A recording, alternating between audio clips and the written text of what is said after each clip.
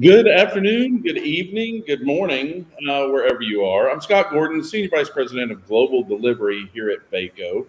Welcome to another edition of Fall into the Right Career.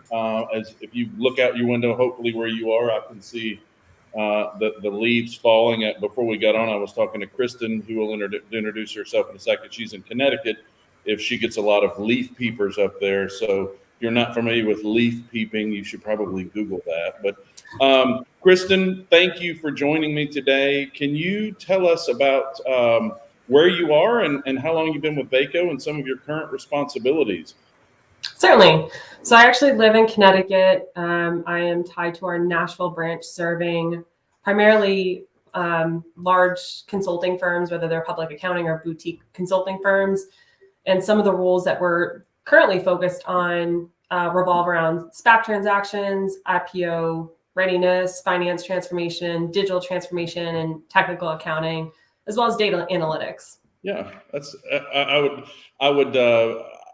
that's exciting stuff. I mean, all that data analytics stuff sort of it's close to my nerd heart, if you will. So we're going to spend the next 30 minutes talking about all of that stuff and kind of what Kristin sees.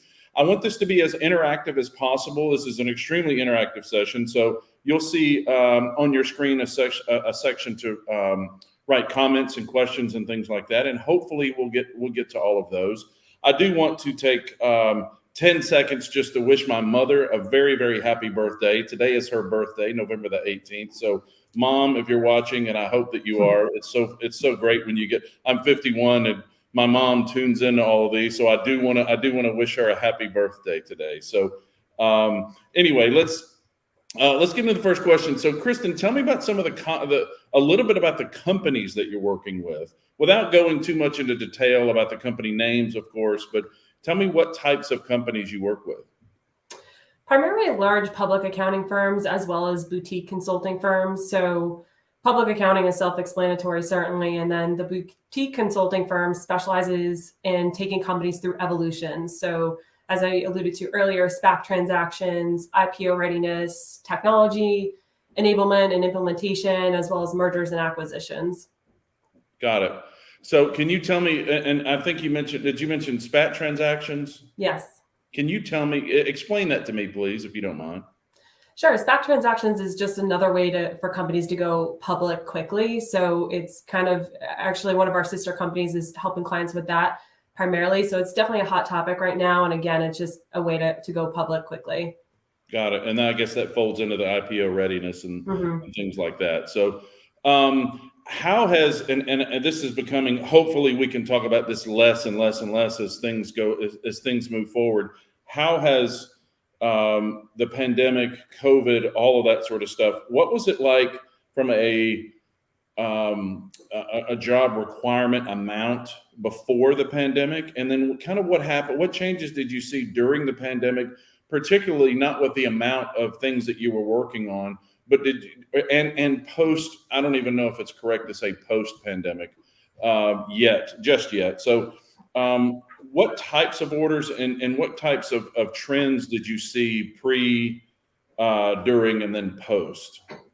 Well, during COVID, I think it was tricky for consulting firms because a lot of what they did involved travel, and travel suspended for obvious reasons. And so there was kind of a pause on hiring because there was a lot of uncertainty as how do we conduct our business in a remote world, and how do we train and onboard people remotely and really be effective with our clients. And so as we move forward in a quote unquote post-COVID world, we're seeing hiring has kind of skyrocketed.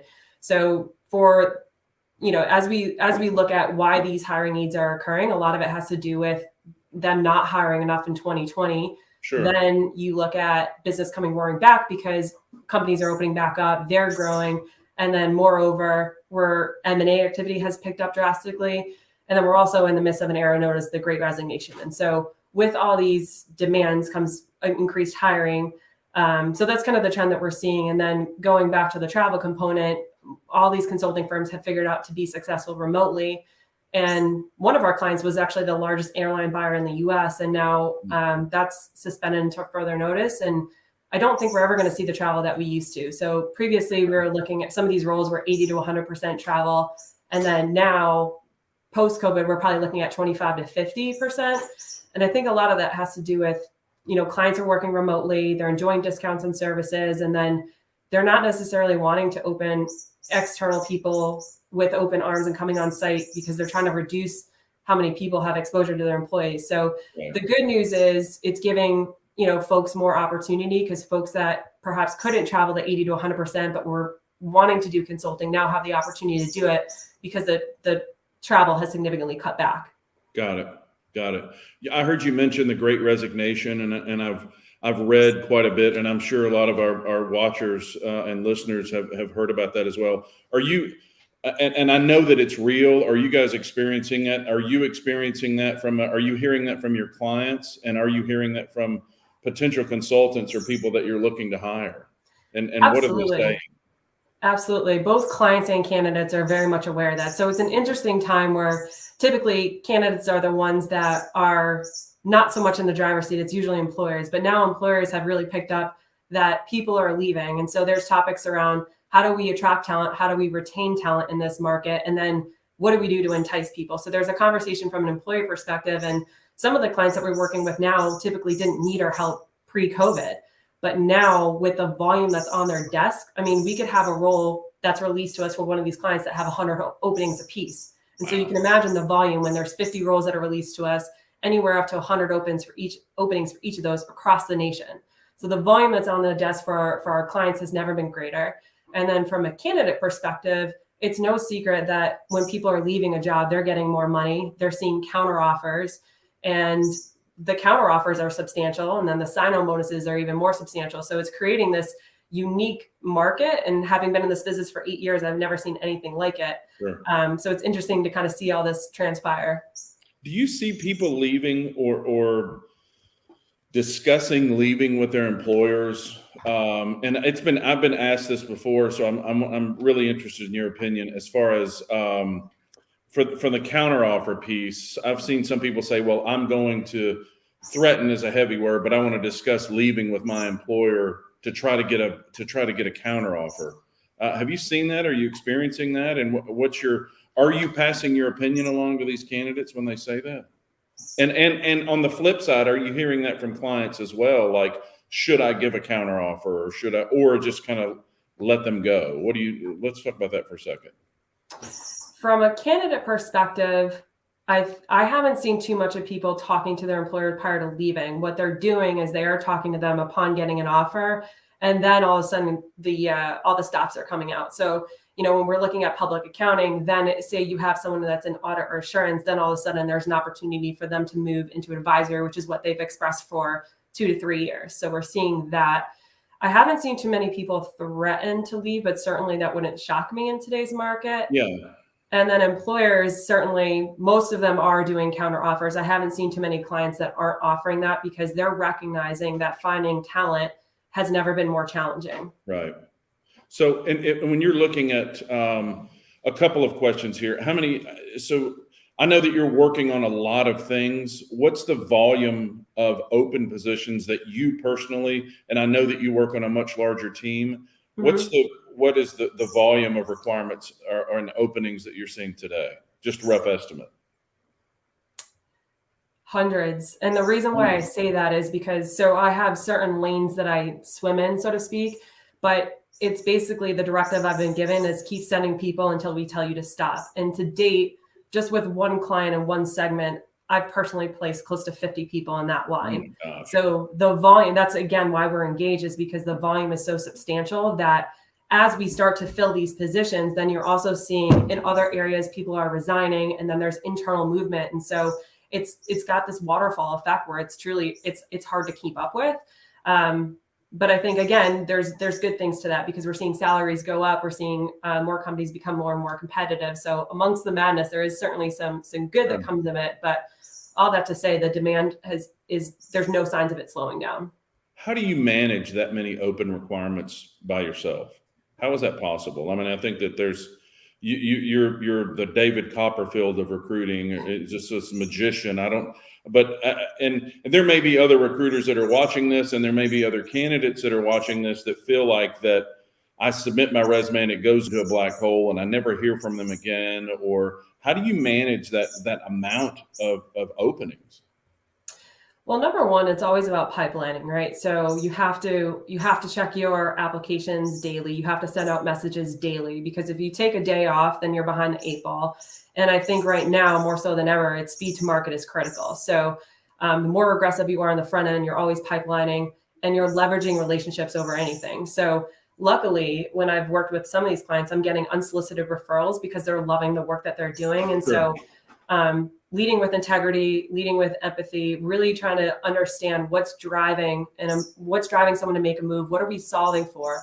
And so if you take care of people along the process, you prepare them for the interview, you walk them through the counter offer, you walk them through giving notice, all along you're becoming a subject matter expert to them, and you're being someone that they can confide in and trust. And that's really important. So I'm a big believer in do the right thing consistently. And so naturally you're going to be pipelining, but then leveraging these relationships, you're going to get outstanding referrals, and good people know good people. So Absolutely. That's become very, very important. Yeah. I don't know. Do you have a bird there? I'm so sorry. I have a new kitten and it's quite active. I thought I'd put its toy in the other room. No. I love that. And I've always talked about, and I think we're all fortunate. Is your kitten playing with a toy? I think that's great. It's one of the most fun things about working from home. No, it's totally fine. I think it's one of the greatest things about working from home. And usually when I do these, or if it's in a large group, I want everybody to bring their pets out, because I think that's the new normal, and I love that. So it is. So I'm glad you got a new kitten. So that's fantastic. So so you sit in Connecticut. Where are your clients? Do you have clients in Connecticut, and please don't disturb your kitty again. Just let him or her play away. So I love it. So where are your clients? Surprisingly, I haven't done any business in Connecticut. So that's kind of a unique situation. But since I work with consulting firms, the business is everywhere. The offices are pretty much everywhere. So what they're doing is you can live and work anywhere within the US, and what they'll do is they'll typically tie you to the closest office that's closest to you from a geographic perspective. So you have a home, you're tied to a P&L, you have resources around you, but they're not necessarily, okay, you're only recruiting in Texas or California. You can really recruit anywhere, which is great. So you are working on all of these remote positions. So kind of sidebar when we talk about remote work and things like that. And I've done a lot of these LinkedIn Lives, but I'm really curious, what's your favorite remote go-to thing that you have to have at home for you to be able to do your job effectively? Is it music, or is it good coffee, or is it a perfect chair, or what do you love about, other than your kitty cat? It's fun. What's the best thing about What's the one thing that you have to have at home to be able to do your job so well? Good internet. Yeah. Good internet. Okay. No, but truly it's a standing desk, because you're dialed into your job so much of the day. So being able to stand throughout the day is very helpful. Sure. Got it. I have I've got a couple of questions that have come in the chat, but I've got one in particular. What advice would you give to candidates who are looking for positions in accounting and finance? Where would they go first? Obviously, they're going to come to you, and I'm going to give everybody here an opportunity to get your contact information to reach out to you. But what advice would you give someone trying to get in accounting and finance in a position that you're hiring for? I mean, certainly make sure your LinkedIn profile is up to date and active. And I would say spend some time looking at your profile and highlight some of the key things that you've done that are relevant to the position that you're looking for. That's certainly helpful. And then I would leverage your network. So anytime you're talking to people, you should be saying, I'm in the market for this. Who do you know? And always just network. And then certainly build a relationship with a recruiter in your market, because recruiters tend to be very well connected. So whether it's, me or anybody in your market, they can really speak to the trends that they're seeing, and they're very well connected to local clients that might be hiring in those areas. Right. So we as recruiters will always say, and I don't want to say guilty of this, but I'll always say find a good recruiter to work with. Is that more? And I've always said there's no curtain with me. If you're afraid of the question, don't ask it. So I know that you're the same way. Is that really true that you should really work with a recruiter, or are you better served, or would your chances be better in applying directly with a company? Well, I think it's a numbers game, right? If you apply on your own, then you have X amount of chance. And then if you use a recruiter, your chances go up. But I can tell you, in working with these firms, I just had a call with somebody, and I've asked them if they applied to the firm that I'm working with. And they said, yeah, I was actually internally referred by 2 people at that firm. Sure. And they hadn't heard back. And so the reason why recruiters tend to have a leg up is we actually, for some of these positions, we're hosting Super Friday. So the client isn't even reviewing resumes or background. They're taking my word for it, and they're interviewing people.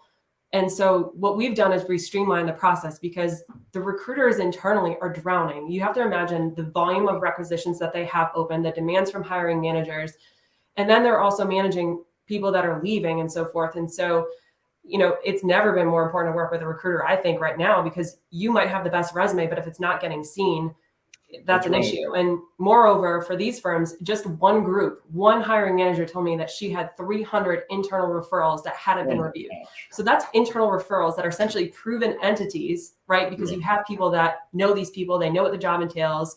And so they're already kind of pre-vetted, and those people aren't even getting looks. So imagine if you send your resume in, it kind of goes into this black hole where it's almost never going to get reviewed. I can't tell you how many people I've said, like, yes, I've applied to this job, I've applied to that job, haven't heard anything back. I followed up, and I even had somebody that was scheduled, ended up in the hospital, and then was looking to reschedule and never heard back. And then we were able to get them in front of the client to interview.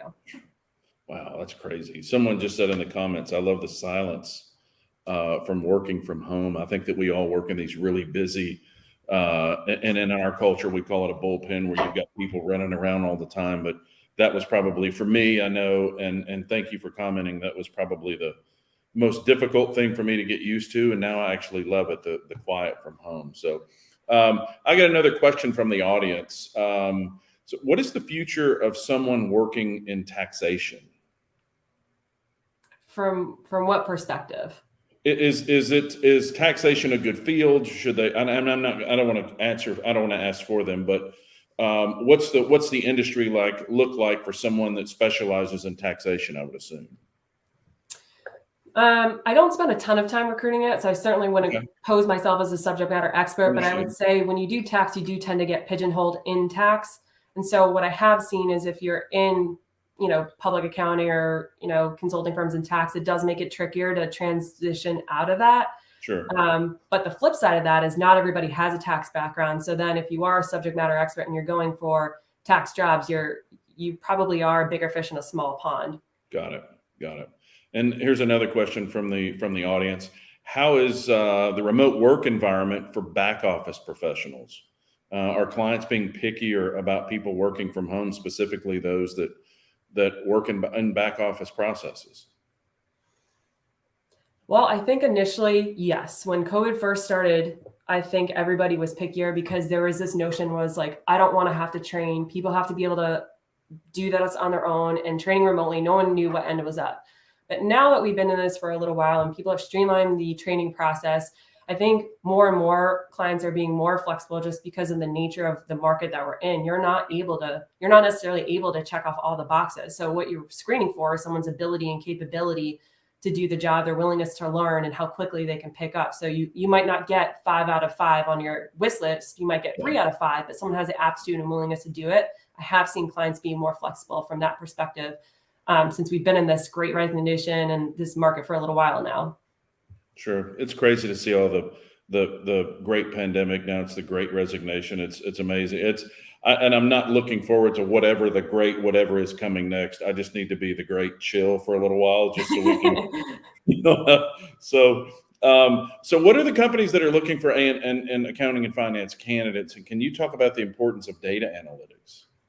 That's a great question. It's certainly a huge demand right now. So what's going on is there's even when you're looking at Fortune 100 companies, there's an opportunity to not only streamline processes, but there's so much data out there. So it's becoming even more critical to get to data faster and not only be able to get to it. So they're not looking for number crunchers. They're looking for people who can analyze data very quickly from large data sets and make meaningful insights so they can make quick decisions from a business perspective, and they can pivot and be a little bit more agile than ever before, because based on the economy and what we're seeing, it's never been more important. Got it. Okay. Are you seeing your clients offer any sort of crazy incentives to try to hire people aside from just an increase in salary or I think if we talked about what would be a crazy incentive 24 months ago, it'd be to work, the work from home option or remote option. Are you seeing anything innovative from your clients to be able to entice future employees?